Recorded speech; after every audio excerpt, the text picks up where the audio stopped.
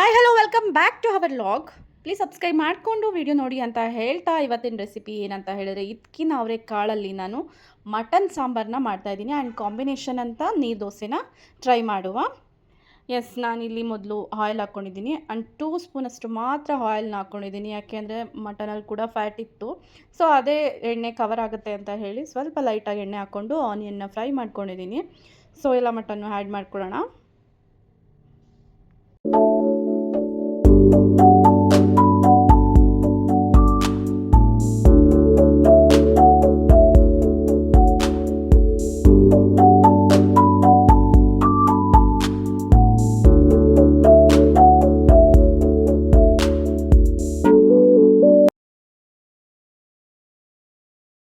S, ಇವಾಗ ಸ್ವಲ್ಪ salt ಹಾಕ್ಕೊಂಡು ಎಷ್ಟು ಬೇಕಾಗುತ್ತೆ ಅಷ್ಟು ಸಾಲ್ಟ್ ಹಾಕೊಳ್ಳೋಣ.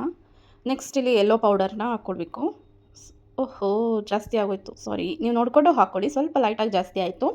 ನೆಕ್ಸ್ಟ್ ಇಲ್ಲಿ ಬೇಕಾಗಿರೋಂಥನ್ನೆಲ್ಲ ರುಬ್ಕೊಳ್ಳೋಣ. ಕಾಯಿ, ಕೊತ್ತಂಬರಿ, ಪುದೀನ ಆ್ಯಂಡ್ ಟೊಮೊಟೊ, ಚಕ್ಕೆ, ಲವಂಗ ಹಾಕ್ಕೊಂಡಿದ್ದೀನಿ and sambar powder and mutton sambar ಪೌಡರೇ ಯೂಸ್ ಮಾಡಿ, ತುಂಬ ಚೆನ್ನಾಗಿರುತ್ತೆ. ಎಸ್, ಬ್ಲೆಂಡ್ ಆಗಿದೆ, ಇದು ತುಂಬ ಪೇಸ್ಟಿಯಾಗಿ ಚೆನ್ನಾಗಿದೆ. ಎಸ್, ಅವರೆಕಾಯಿ ಬಿಡಿಸಿ ಇಟ್ಕೊಂಡಿದ್ದೆ ಆಲ್ರೆಡಿ. ಎಸ್, ಇದನ್ನು ಹಾಕ್ಕೊಂಡು ಇವಾಗ ಒಂದು 3 ವಿಸಲ್ನ ಕೂಗಿಸ್ಕೊಂಡಿದ್ದೀನಿ ನಾನು. ಅವರೆಕಾಯಿ ಹಾಕೋಕ್ಕಿಂತ ಮುಂಚೆನೇ ನಾನು 3 to 4 ವಿಸಲ್ನ ಕೂಗಿಸ್ಕೊಂಡಿದ್ದೆ. ನೆಕ್ಸ್ಟು ಮಸಾಲೆನ ಹಾಕಿ ಅವರೆಕಾಯಿನೂ ಮಿಕ್ಸ್ ಮಾಡಿ ಒಂದು 3 ವಿಸಲ್ನ ಕೂಗಿಸ್ಕೊಂಡೆ.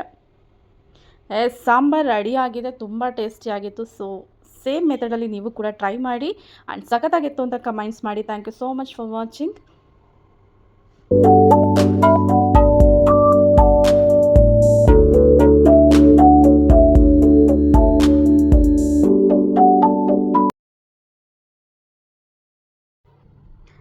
ಎಸ್, ಸಖತ್ ಎಮ್ಮಿ ಆ್ಯಂಡ್ ಟೇಸ್ಟಿಯಾಗಿದೆ. ಟೇಸ್ಟ್ ಮಾಡುವ ಹಾಗೆಯೇ. ಎಸ್, ಮಟನ್ ಮಸಾಲ ಅಂತೂ ಸಖತ್ತಾಗಿತ್ತು ಮಾತ್ರ. ಎಸ್, ಎಲ್ಲ ಫಿನಿಶ್ ಆಯಿತು ಆಲ್ಮೋಸ್ಟ್. ತುಂಬ ಹೆವಿ ಕೂಡ ಆಯಿತು ತಿಂದು.